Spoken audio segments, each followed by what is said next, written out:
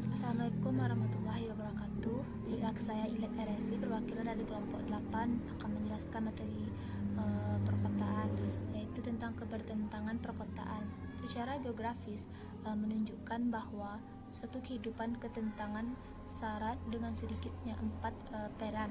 Yang pertama itu menciptakan suatu makna yang menerjemahkan jarak geografis. Yang kedua yaitu memasuk suatu unit kemudahan atau kenyamanan aspek-aspek material dan pelayanan. Yang ketiga yaitu memberikan identitas pada apa yang semestinya dibedakan antara kehidupan kota dengan kehidupan pedesaan. Yang keempat yaitu pengelompokan unit-unit wilayah di mana para penghuninya bisa mengadakan pertemuan baik secara spontan maupun dalam bentuk kontak sosial yang terorganisasi. Atas dasar 4 peran ini, signifikan hubungan ketentangan dengan kehidupan keseharian menjadi jelas. Ada 6 konsep ketentangan dalam prinsip yang original, yaitu yang pertama, unit ketentangan harus memuat antara 3.000 sampai 6.000 orang anggota yang mestinya disertai sebuah sekolah dasar yang memadai. Yang kedua itu unit kehidupan ketentangan harus memiliki batas-batas yang jelas atau yang dapat dibedakan sehingga unit tempat tinggal tersebut dapat divisualisasikan sebagai kesatuan wilayah lainnya.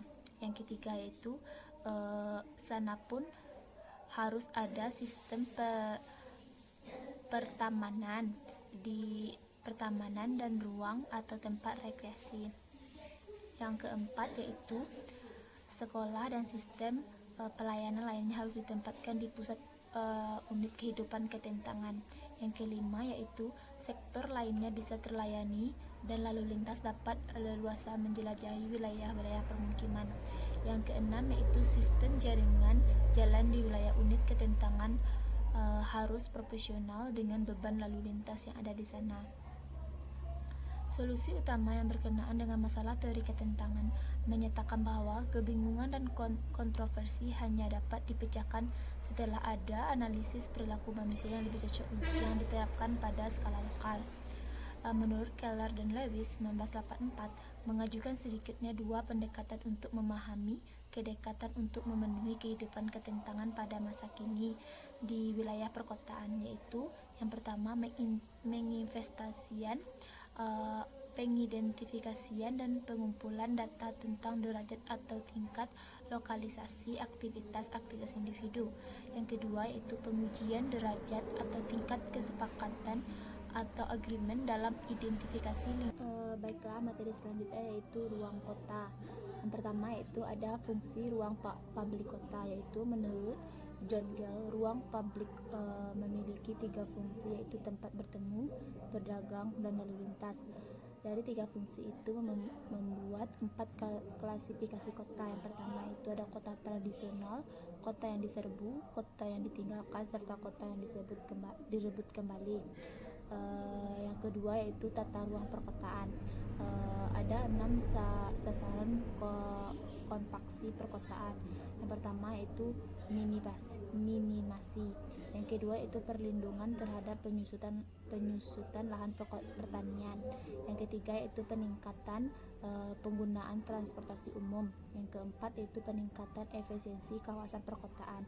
Yang kelima yaitu pengurangan ketidakseimbangan kawasan produktif di pusat dan kawasan rumah di pinggiran. Yang keenam yaitu peningkatan marketability kota. Yang ketiga yaitu lingkungan hidup perkotaan. Isu lingkungan hidup perkotaan berkembang di perkotaan adalah masalah limbah, ketahanan pangan, konservasi warisan budaya, dan bencana alam. Tata ruang kota dalam pengelolaan berperan dalam yaitu penyiapan kawasan industri yang terpadu dengan instalasi pengolahan limbah dan efisiensi jaringan penggunaan sumber daya air. Yang keempat itu ruang sebagai sumber persaingan kota. Ruang di kota menjadi salah satu sumber persaingan kota, yaitu yang biasanya terkait dengan bidang ekonomi. Ruang di kota memang lebih sempit namun sangat potensial untuk mengeruh kemanfaatan secara ekonomi. Baiklah, sekian.